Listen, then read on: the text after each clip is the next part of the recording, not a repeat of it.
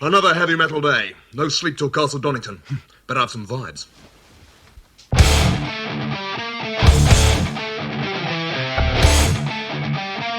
What's up, dudes? I'm back with another video. In this series, we're going to be looking at legendary rock and metal festivals, exploring the history and in some cases the rise and fall of them. And what better place to start than with the legendary festival Monsters of Rock. Monsters of Rock was a rock and metal festival that ran from 1980 until 1996. It was held at Donington Park in the infield of the racetrack, known for bringing together the biggest names in rock music for a headbanging extravaganza. Most of you will know that this festival is now reincarnated as a Download Festival and still continues to be the biggest rock and metal festival in the UK. Promoter Paul Lowsby came up with the idea of a summer festival to promote heavy rock acts in the UK. At the time, he was an established promoter, thus culminating in the creation of Monsters of Rock. So on a rain-drenched Donington Park, of course, in 1980, the very first Monsters of Rock took place.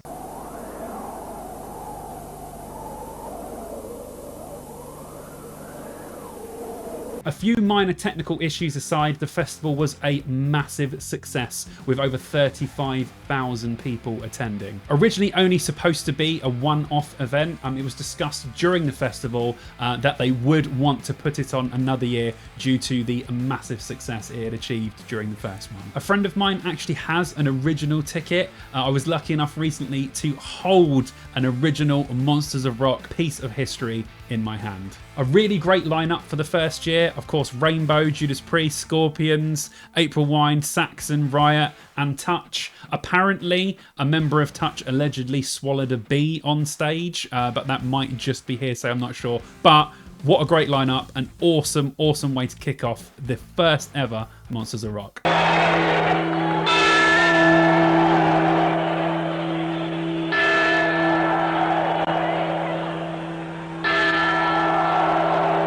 1981, the second year of the festival was bigger and better than the first year, drawing in a massive 65,000 people for its second run. Not too shabby at all. A great lineup as well. AC/DC, Whitesnake, Blue Oyster Cult, who apparently had really bad sound issues at the time, Slade and Blackfoot.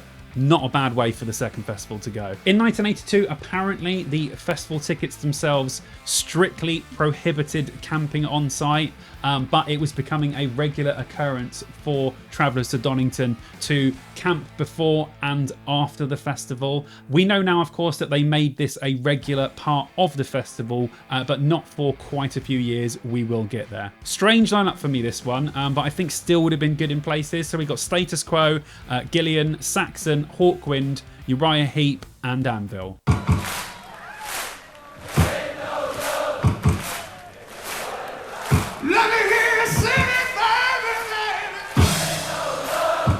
So 1983, apparently by this point, bottle throwing had got way out of hand at the festival and was becoming a regular occurrence. People just being bombarded with bottles constantly. People on stage being bombarded. People in the crowd being bombarded by bottles of, you can guess what they're full of, as toilet facilities were not up to scratch at this point at Donington. Unfortunately, a lot of those being aimed at Meatloaf during his set, which is unfortunate because Meatloaf's awesome. I will say though, this is an absolutely stacked lineup. My God, I would have loved to have been at this one. Whitesnake headlining with support Meatloaf, ZZ Top, Twisted Sister, Dio and Diamond Head. That's an insane lineup. The full Whitesnake set is actually on YouTube and it is awesome.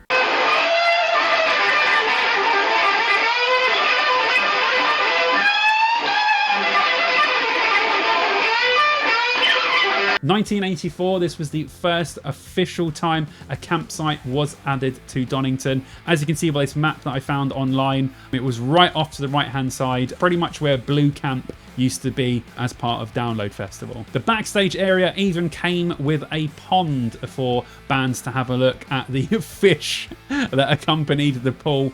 This was the 80s after all. A pretty awesome lineup to go with this year. So AC/DC headlining, Van Halen in support, Ozzy Osbourne, Gary Moore, Y&T, Accept and Motley Crue. That's awesome. So at this point in 1985, the festival was continuing to grow. Previous years, obviously, we've gone from 35 to 65. This one had 80,000 people turn up to it. So it was a real competing festival with Reading at the time, which had a lot of the same bands featuring on it, but this one really was starting to draw up the numbers and get up there with the big boys. Weirdly, the Monsters of Rock moniker was not used for this year's festival. It was actually Rocking the Castle ZZ Top's tour that they used for it instead, but it actually is part of the Monsters of Rock canon, so it definitely counts. Another great lineup this year, of course, ZZ Top, Marillion, Bon Jovi, Metallica, who apparently, according to Lars, had a pig's head thrown on stage during their set, Rat and Magnum. 1985 was definitely a good one.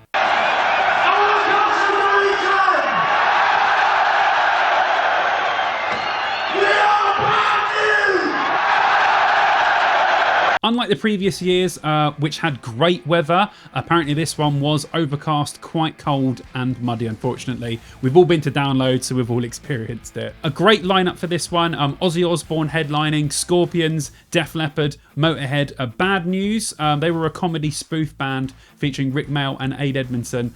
They filmed their set as part of the More Bad News documentary. It's really, really good, actually. It's a really good, like, rockumentary about them, similar to sort of within the same veins as Spinal Tap.